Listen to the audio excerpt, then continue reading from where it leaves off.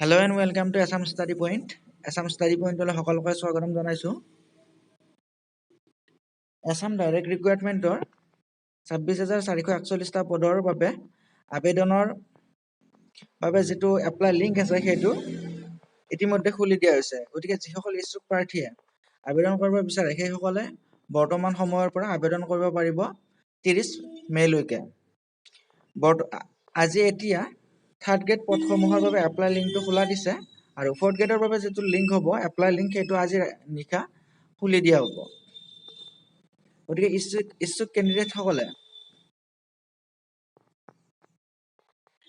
নিজৰ কোৱালিফিকেশন অনুযায়ী পদসমূহত আবেদন কৰিব পাৰিব।